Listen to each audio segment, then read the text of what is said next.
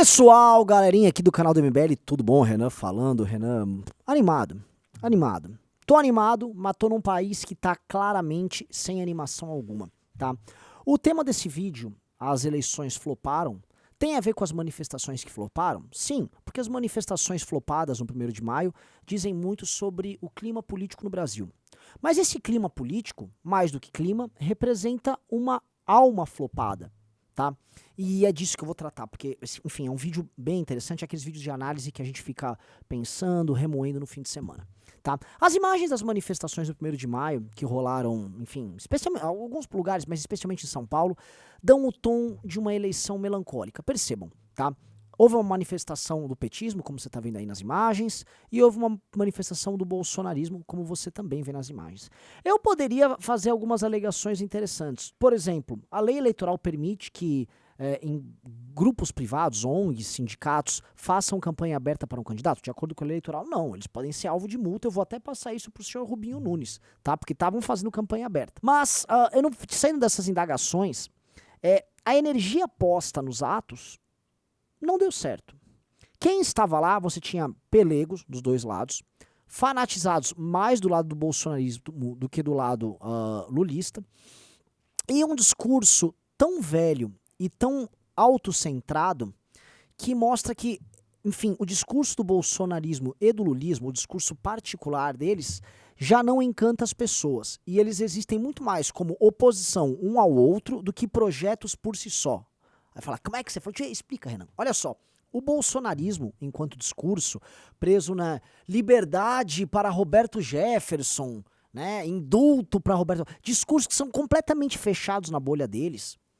Isso não diz mais para o mundo real.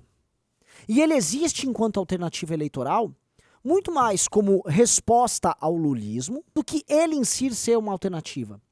E quando eu olho o lulismo, eu vejo a mesma coisa.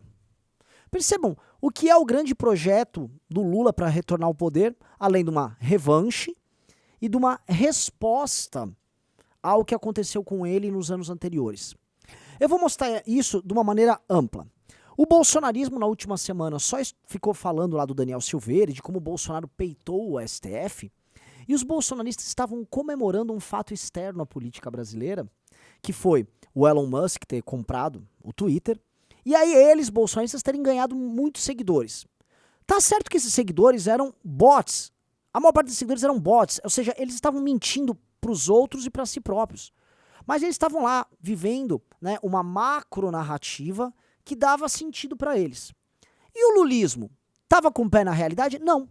O lulismo estava comemorando que na ONU, um daqueles comitês inúteis que ficam discutindo nada e não tem poder nenhum sobre a legislação dos países, disse que a prisão do Lula foi injusta. Aí eles, a história tá reescrita. Veja, isso não resolve a vida de ninguém, tá? Isso não põe comida na mesa de ninguém, isso não cria um projeto, não gera esperança para ninguém. Eles estão apenas resolvendo seus respectivos discursos internos para as suas respectivas bolhas. Portanto, não há nenhum desses dois projetos um engajamento verdadeiro na sociedade civil, mas pequenos agrupamentos, facções, seitas, que têm um recall grande dentro da sociedade e que operam dentro das rejeições mútuas. Ou seja, a rejeição ao lulismo, ela deságua no bolsonarismo e a rejeição ao bolsonarismo deságua no lulismo. Mas nada além disso. Nesse campeonato de quem leva mais a rejeição do outro, nenhum dos lados está trazendo o que a gente pode chamar de esperança ou de vontade. E veja, o cansaço é tão grande que no resto da população que não liga para isso, não há nenhum medo de um do outro. Há apenas, vamos dizer assim, o torpor, foda-se, eu já tô pagando tão caro na gasolina, nossa, só tem idiota na política, nossa, eu acreditei que as coisas iam mudar e não mudaram. E aí os caras, né, nem dançam, tá ruim com o Bolsonaro, vai tá ruim com o Lula também. Tá ruim com os dois. Então, nesse sentido, as pessoas estão largando. Não é que as manifestações foram flopadas. O Brasil flopou. O Brasil como país está flopado. Demos errado. A gente está há mais de 10 anos patinando.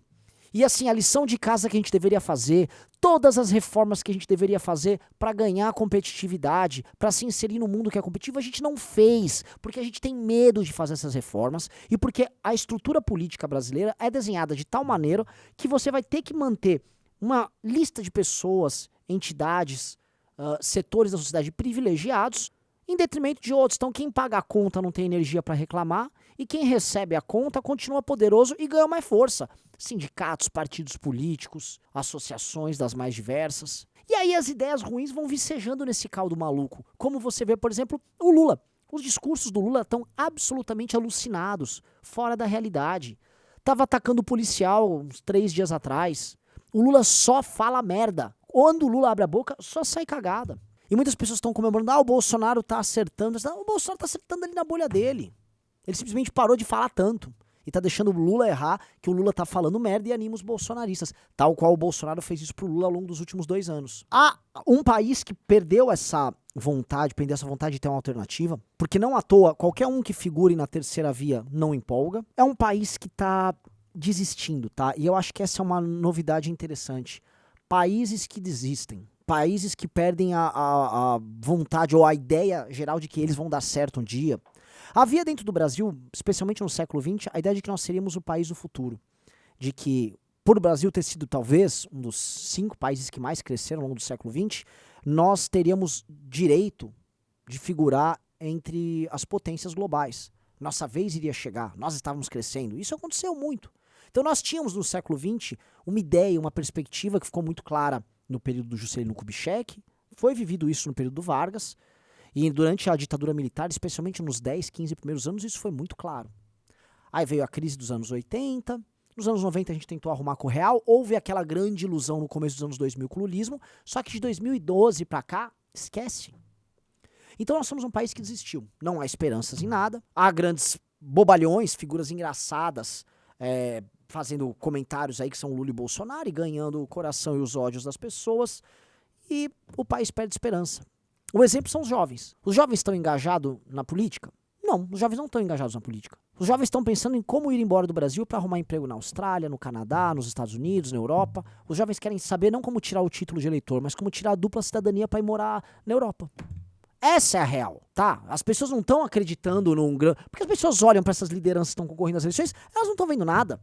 O que um jovem, por exemplo, antenado, um cara que quer construir algo, tá estudando robótica, vê lá o Ciro Gomes, todo arcaico, aquele comportamento que parece um senhor de engenho. Eu tenho uma alternativa aqui, Bagadá, cale sua boca. Esse cara não vai se engajar com o Ciro.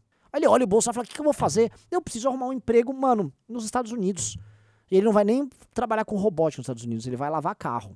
Mas ele vai ganhar mais do que se trabalhasse com robótica no Brasil. É o que a gente tá vivendo, galera. É um país que flopou, tá? Isso terá consequências. O papel do MBL aqui é um papel muito difícil, porque eu nem consigo falar que nós seremos os caras que vamos trazer as esperanças. Porque a força desse processo, a força dessa máquina, essa máquina destruidora de sonhos, que é o sistema político brasileiro, ela venceu. Ela venceu. E isso terá consequências eleitorais. É como uma onda grande, que quando ela estourar, que vai ser as eleições, a gente já sabe que ela vai levar a praia toda. O que a gente tem que fazer é manter o nosso guarda-sol de pé, as nossas coisas lá, para quando a onda voltar, a gente tá estruturado pra gente crescer. É isso. Então o papel agora, mais do que tudo, é um papel eleitoral. Eleitoral. É fazer a linha de defesa que a gente diz no Congresso Nacional, é reforçar o nosso papel em São Paulo e eleger algumas pessoas fora daqui. E vamos conseguir isso. Mas vamos conseguir com vocês, que é um pequeno grupo de pessoas, que aí entra um ponto. A gente está num contraciclo histórico, né? Um momento em que os brasileiros estão sem esse sonho geral de que nós vamos fazer alguma coisa, vamos chegar a algum lugar. Não, a gente está totalmente triste e mal. Algumas pessoas vão entender, cara, nessa merda a gente pode tentar repactuar o país, fazer mudanças profundas. E a galera do MBL, mais do que bobocas liberais, que só acreditam que a reforma liberal vai acontecer do nada, a gente entende que, antes de tudo, nós temos que criar uma reconfiguração política, porque a política precede a economia. E a gente está entendendo que a gente tem que se organizar politicamente. E a gente tem uma experiência política diferente. Então, o que o MBL está fazendo é isso, tá? E a construção do MBL é essa. Então, você participar da campanha, você atuar, você fazer essa construção, a gente criar núcleos do MBL ao redor do Brasil, eu fazer uma turnê, eu vou visitar o Brasil com o Arthur, sim, é parte desse processo. Isso vai criar, enfim, um caminho que um dia vai virar uma esperança, que um dia vai virar uma alternativa e que um dia vai virar um projeto de poder para o Brasil, que vai ser diferente dessas merdas que estão aí. Tá legal, galera? Então, essa foi minha análise, esse foi meu recado. Beijos e abraços para todos vocês. Lembrando, isso aqui é uma missão. Tá aqui os nossos canais para você se inscrever. Tem o nosso canal de cortes, tem o nosso canal de shorts e tem o nosso canal de live. Se inscrevam em todos. Aguardo todos porque, enfim, eis o MBL aqui enfrentando essa loucura toda. Valeu.